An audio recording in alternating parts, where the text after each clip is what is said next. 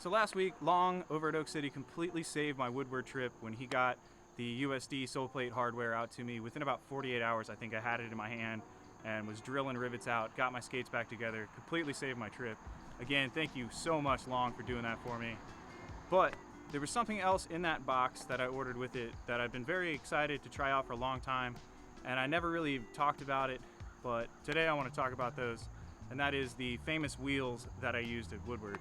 Now the wheels have been great, but I do plan on taking them off because it's still warm enough to skate street and the outdoor parks. So unless I'm skating wooden or metal ramps, I really don't want to be rolling these things because they do wear out quickly, but I'll talk more about that later. For now, I'm gonna get a little session in on my local mini ramp, and then we'll dive into that.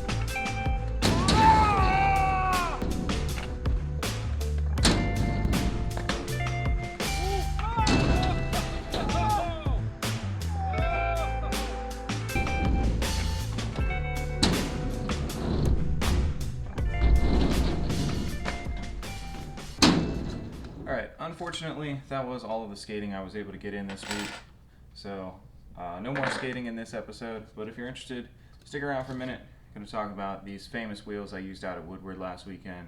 They were quite good experience with them, just have a couple of little minor complaints, couple drawbacks with them, so if you're interested in that, stick around.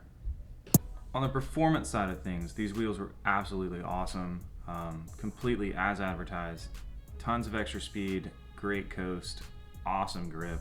I mean, honestly, it felt like cheat codes, especially for ramp riding. I had all the grip I needed, almost a silly amount of grip. I've rode the 50/50 85A wheels before, and those were really grippy. Something about black urethane also seems to be a little bit more grippy, but these were on par with those, if not more grippy somehow. And the issue I ran into with the 85As is that when you'd land on anything that was coming off of about more than a foot high, you could feel the wheel compress and kind of squash underneath you. But with this big aluminum core, it completely gets rid of that. So you have that soft urethane, and the big core helps it perform and not squash under the weight of bigger, harder landings. Definitely, for the performance side of things, as advertised, completely worth the price, and highly recommend these things if you're looking for more speed and more grip, but only for park riding. Now the drawbacks on these things is, you'll see everyone say this, getting the bearings in these was an absolute nightmare. I probably didn't do it the best way. I know people have found little tricks and ways to make it easier, so maybe if I ever buy another set, I'll look into doing one of those. But we had to get science involved, throwing the bearings in the freezer, putting the wheels in warm water, trying to press them in. It was a process. It took a solid hour to get the bearings in, which, you know, it wound up being worth it, and it was fine, but man, it did suck. So look into either getting a really good bearing press or look up some of the tricks and tips to getting bearings in these things before you buy them, because you can't just press them in like a normal urethane core. it will not go in that well. Hopefully the shops will start doing it where they'll just sell these wheels with bearings in them already for a little bit extra price. They're $48 US with just the wheel. I'd be willing to pay like $60 a set if it just came with some like stock AVEX 7s in, because I'm never going to pull them out anyways. So maybe some shops will start doing that. That'd be awesome. But until then, definitely look up some how-tos on how to press bearings into these things easily and safely if you're interested in buying these things, because it was time-consuming and difficult, and it was a headache. And the only other drawback I have with these things is with really good grip comes really fast tread wear or wear on the wheels. So I was skating out at Woodward, which 90% of the time is not an issue. You're on wooden or smooth concrete ramps, but in between the parks you're skating on normal asphalt. And so in my head I was just worried about chewing through these wheels really quickly when I'm skating on normal asphalt surfaces. So it kind of affected like my mentality and my ability to just like freely skate from spot to spot. Ghetto Community put on a box jam out on one of the asphalt driveways, and I did skate it, and it's fine. The wheels actually didn't wear as much as I thought they were going to, but that was always in my head, which is just kind of annoying. It's just one of those things that I don't want to think about whether I'm going to chew through a $50 set of wheels in one afternoon just because I'm skating on a rougher surface versus smooth skate park surfaces. But you know that going in, these are a park wheel. You should only be skating them in smooth parks.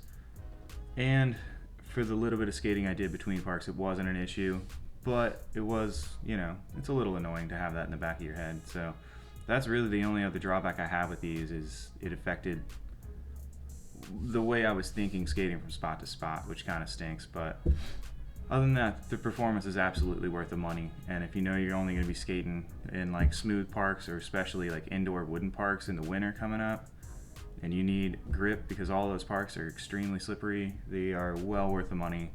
But just look at some tips on how to get bearings pressed into this thing, or find a friend with a hydraulic press or something, because that was a nightmare.